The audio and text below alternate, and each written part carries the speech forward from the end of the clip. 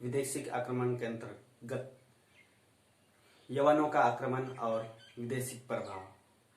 इसके अलावा और दो महत्वपूर्ण राजवंश थे, इनके बारे में भी थोड़ी बहुत जानकारी रखना जरूरी है। पहला है शक, दूसरा है कुषाण। शक, जिसे सेठियन भी कहा जाता है, इनके बारे में महत्वपूर्ण जानकारी चीनी ग्रंथ से मिलता है। चीनी ग्रंथ सी की और सी हानसू से इनके बारे में जानकारी मिलती है। ये मूल रूप से यूची जाति के थे, जो चीन राजवंश के हुंगनू से इनका युद्ध हुआ और ये हार कर दूसरे प्रदेशों को चले गए,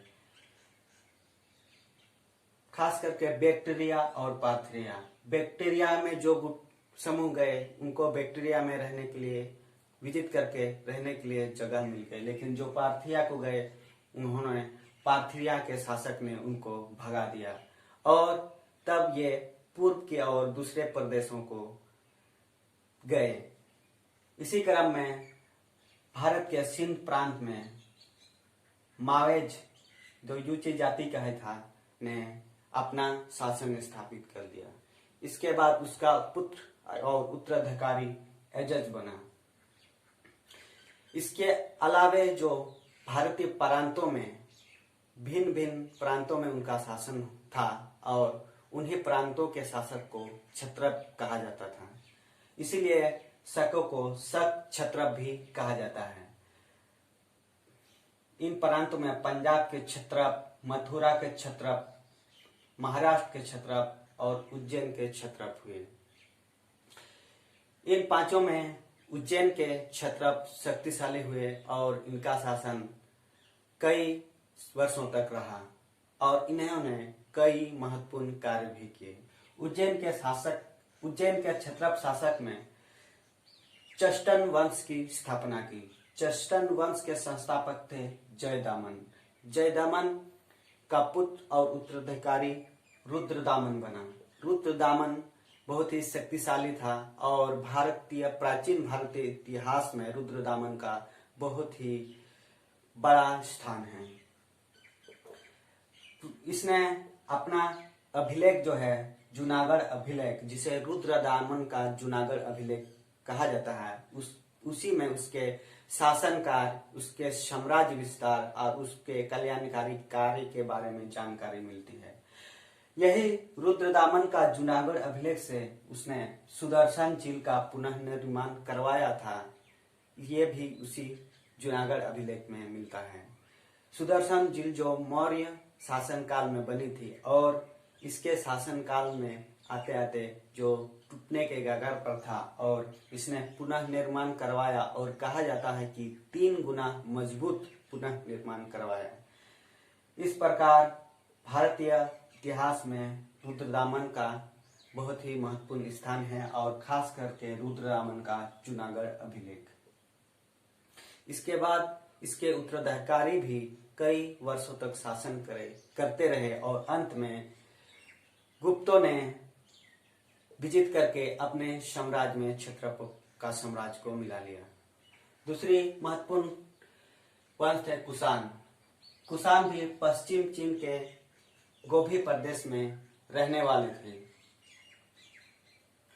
यह भी यूची जाति के ही थे और ये भी 5 समूह या 5 गुटों में दूसरे प्रदेशों को चले गए थे।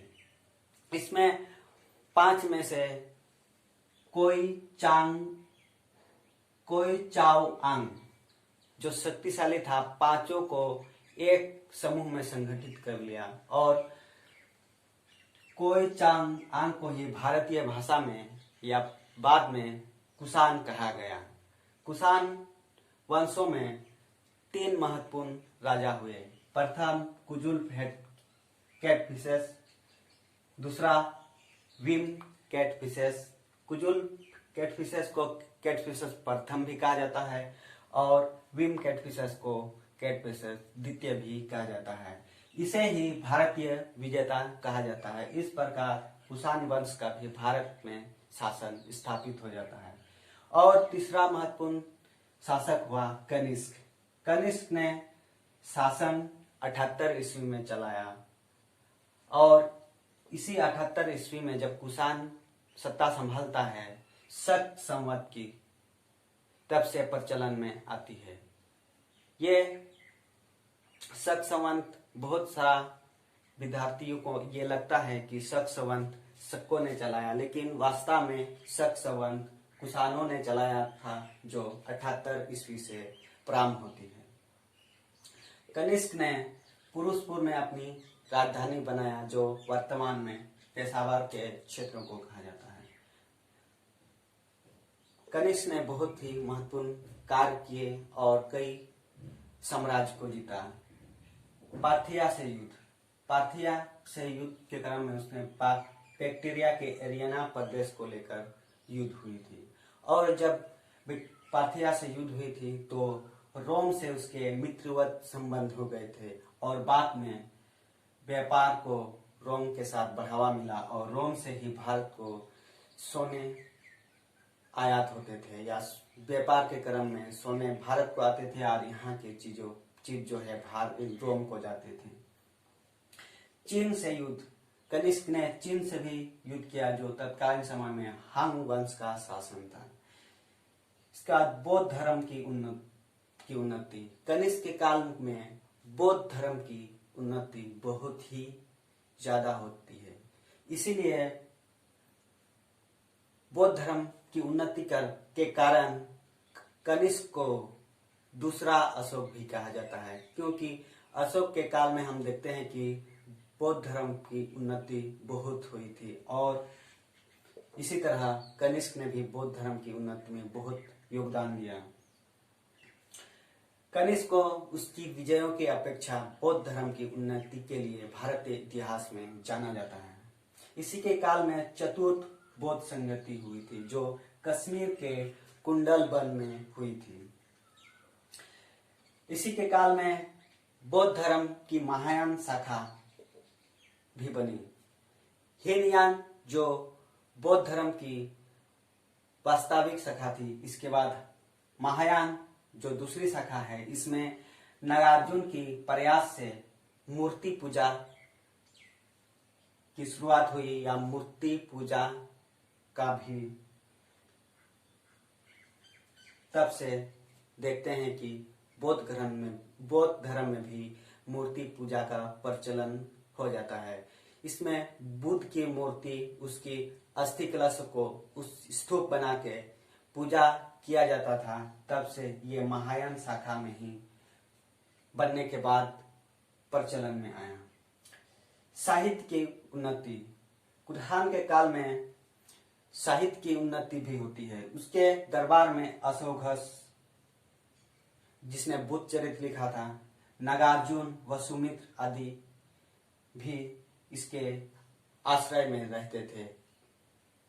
चरक संहिता, जो चरक संहिता के लेखक चरक भी इसी के आश्रय में थे। निर्माण कार्य में देखते हैं कनिष्कपुर, तक्षशिला और इन दो प्रदेश, और साथ साथ पुरुषपुर का भी कनिष्क ने सौंदर्यकरण का कार्य किया।